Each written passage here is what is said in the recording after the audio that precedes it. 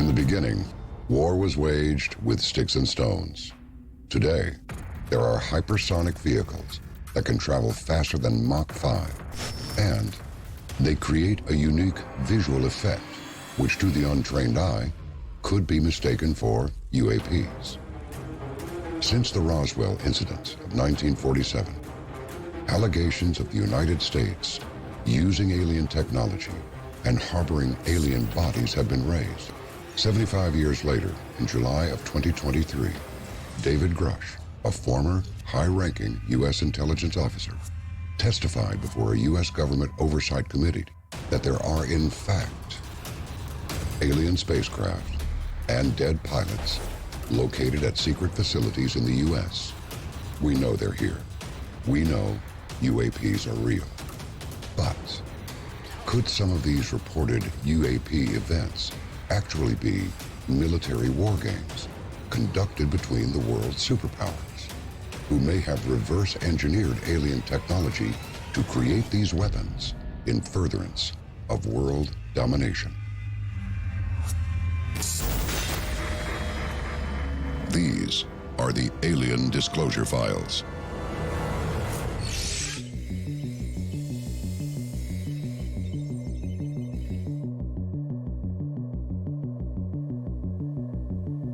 War.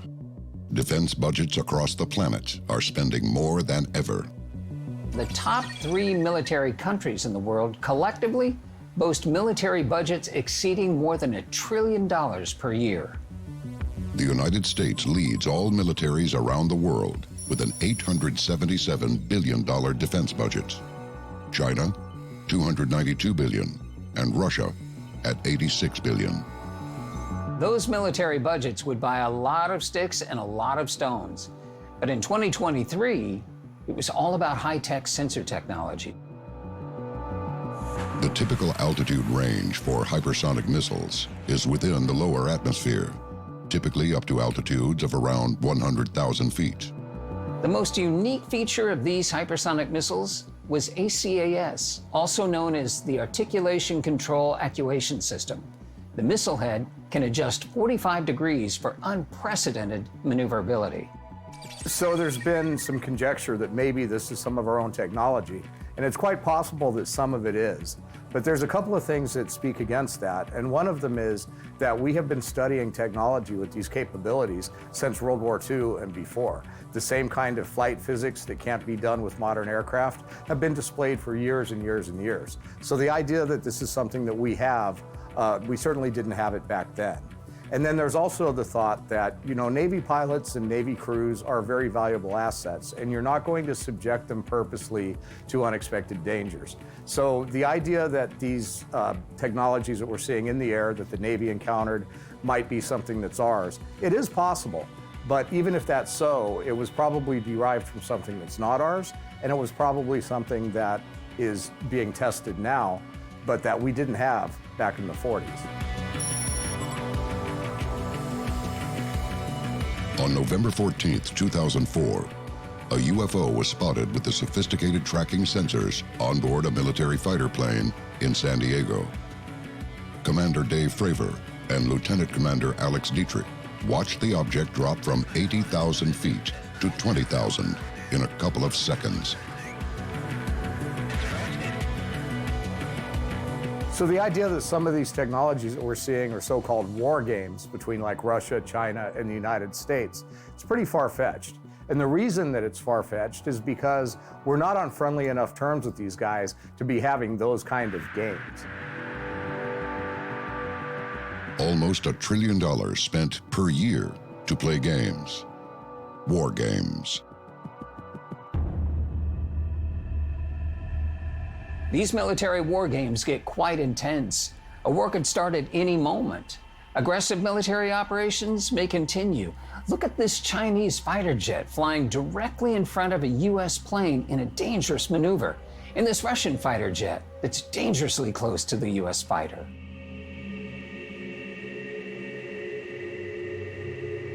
At approximately 7:03 a.m. Central European Time, one of the Russian Su-27 aircraft dumped fuel on and flew in front of the MQ-9 in a reckless and unprofessional manner. For the past 75 years, governments across the globe have classified UAP sightings as military war games. This is a test video for the DARPA HV-2 drone, which travels as fast as 16,000 miles per hour. This could easily look like an advanced alien spacecraft to the untrained eye. Eyewitness testimony, video, audio, and photographic isn't enough anymore. It's all about physical evidence.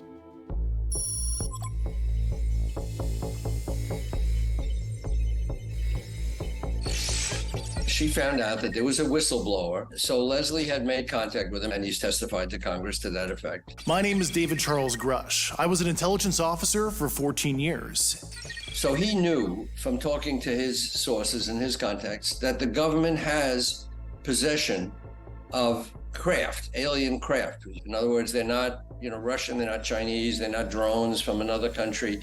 I was informed in the course of my official duties of a multi-decade UAP crash retrieval and reverse engineering program. If you believe we have crashed craft, stated earlier, do we have the bodies of the pilots who piloted this craft? Biologics came with some of these recoveries, yeah.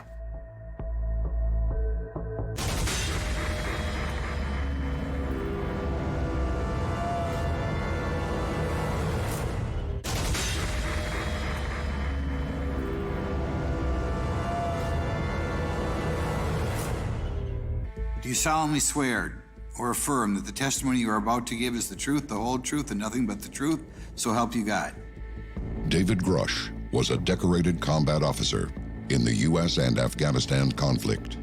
And following the battlefield, he became a rising star within U.S. intelligence agencies.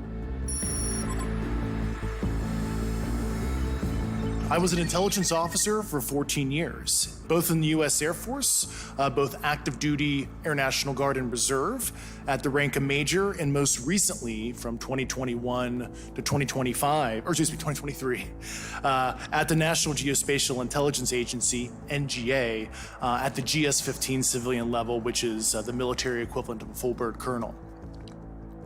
I was my agency's co-lead in unidentified anomalous phenomena and transmedium object analysis, as well as reporting to the UAP task force, UAPTF, and eventually, once it was established, the All-Domain Anomaly Resolution Office, AARO.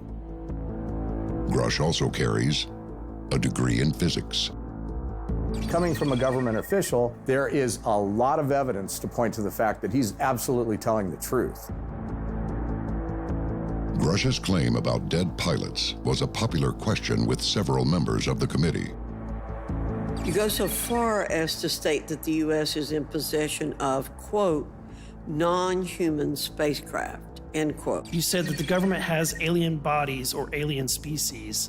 Do we have the bodies of the pilots who piloted this craft?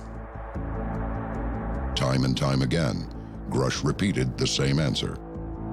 As I've stated publicly already in my News Nation interview, biologics came with some of these recoveries, yeah.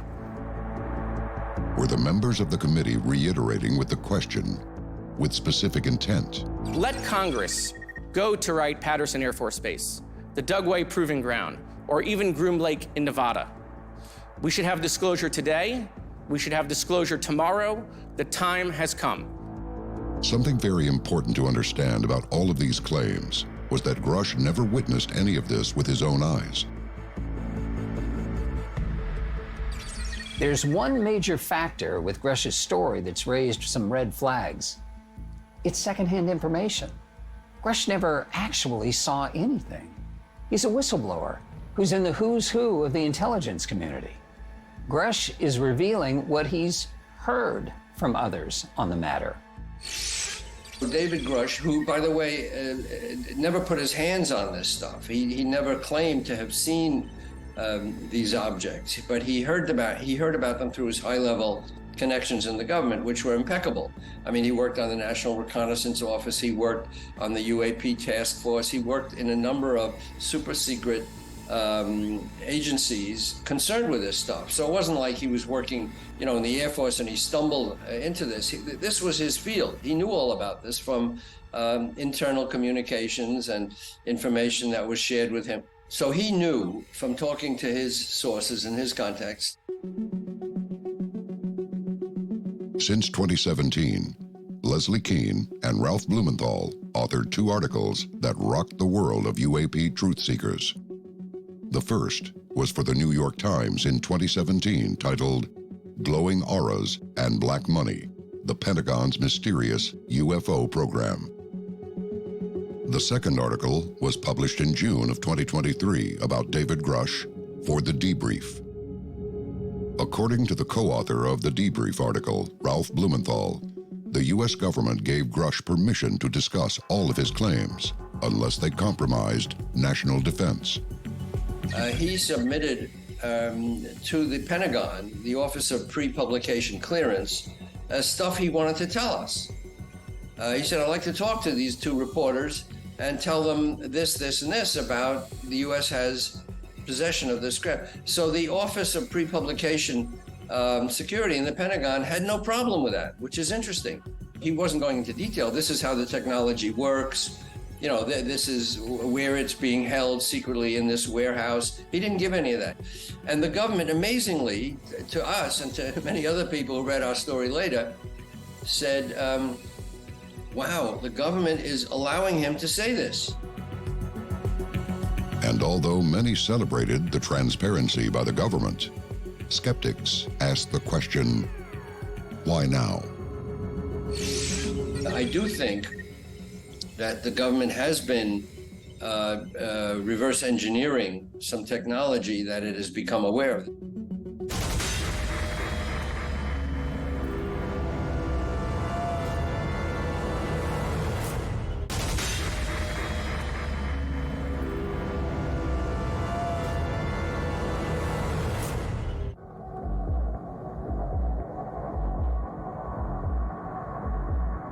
War games, with trillions of dollars spent per year on military might, and with world dominance at stake, would a world power conspire with aliens to win?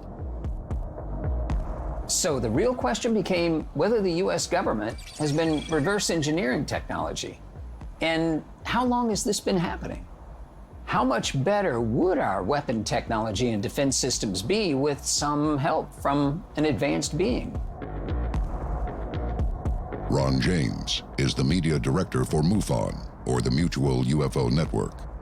His organization receives thousands of photographic submissions from the public of alleged UAPs, as well as physical evidence.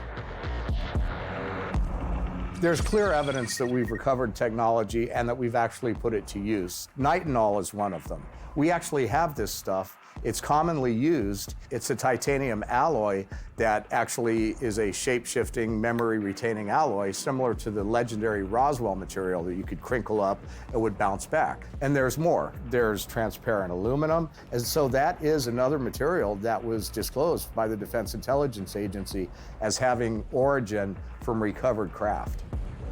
Reverse engineering is the process of analyzing a product, device, software, or system to understand its design, functionality, and inner workings. The goal of reverse engineering is to gain insights into how something was created and recreate it. There is a technology that the government is pursuing that may have come from some of these UAP or UFOs that they're trying to duplicate. Are governments using these public tactics as a political scarecrow? And it may be in the government's interest to pretend or to say that, oh, these are all UFOs. What you're seeing is not American, the latest American technology. So maybe some people have seen very advanced U.S. aircraft, and in order to hide the highly classified nature of this technology, the government say, oh, you saw a UFO. But I think by and large, the government is as mystified as the public is. One could only wonder what the committee actually knew prior to these claims. In ufology, Wright Air Force Base has been at the center of alien lore, with ties to Roswell, and where many believe that reverse engineering has been most prevalent. And we also know about different laboratories that study different materials. We know about some of what those materials are, and we also know some of the technologies. that have been studied as a result of contact with these extraterrestrial or non-human vehicles. So there is a huge body of evidence that supports what David Grusch is saying and supports the idea that we have recovered craft, recovered biology, recovered technology, and that there's been many reverse engineering programs to study all of it. Or do you have any personal knowledge of someone who's possibly been injured working on legacy UAP reverse engineering? Yes.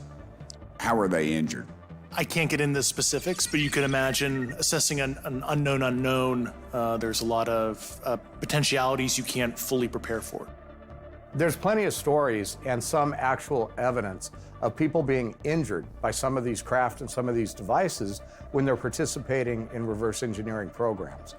Bob Lazar, who talks about a craft at Area 51, whether you believe that story or not, talks about him actually replacing a guy who was actually killed by interacting with one of these machines.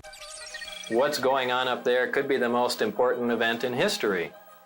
You're talking about contact, physical contact and proof from another system, another planet, another intelligence. That's got to be the biggest event in history, period. And it's real. And it's real and it's there. It was amazing that the U.S. government gave Grusch permission for this interview. But where did the death threats come from?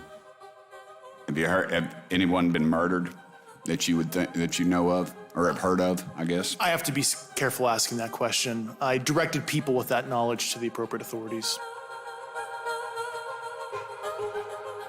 Imagine if a government had the ability to use alien technology to advance its national defense or world dominance. Many believe it has already happened and has been happening since the 1930s. Has the U.S. government become aware of actual evidence of extraterrestrial, otherwise unexplained forms of intelligence? And if so, when do you think this first occurred? Certainly, like I've discussed publicly previously, 1930s. This was not the first time that the U.S. was accused of partnering with aliens to wage war on their enemies.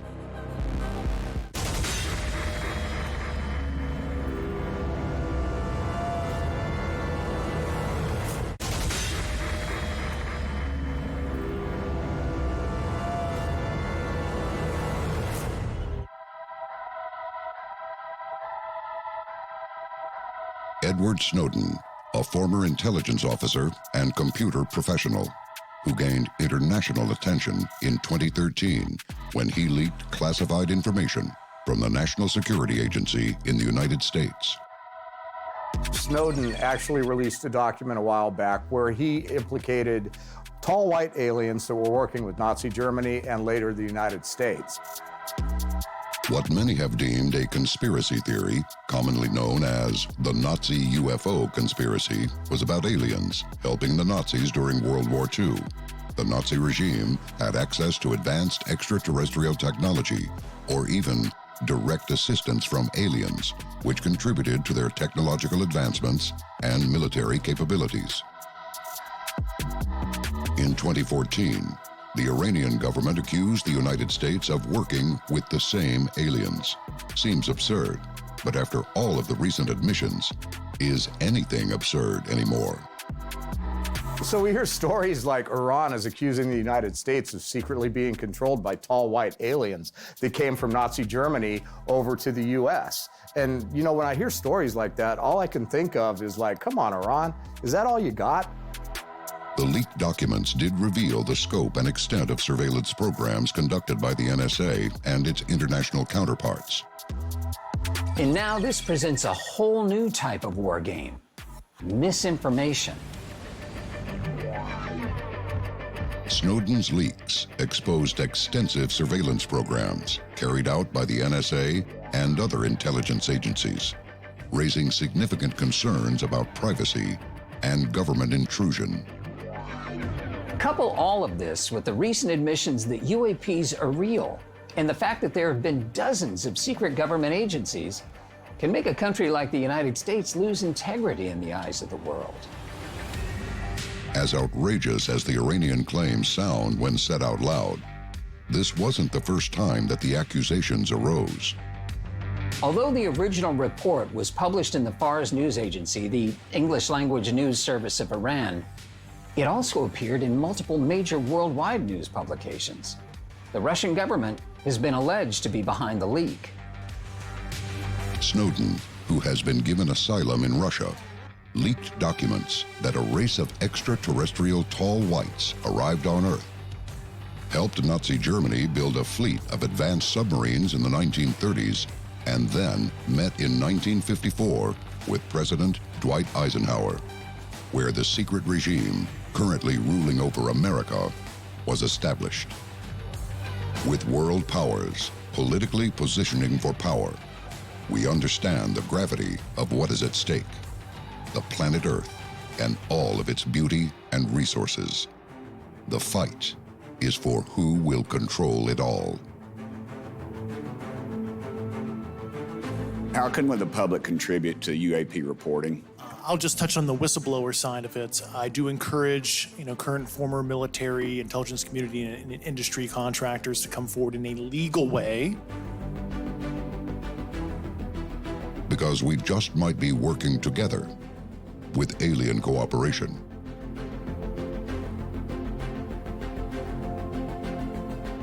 We are certain of one thing. We are definitely not alone.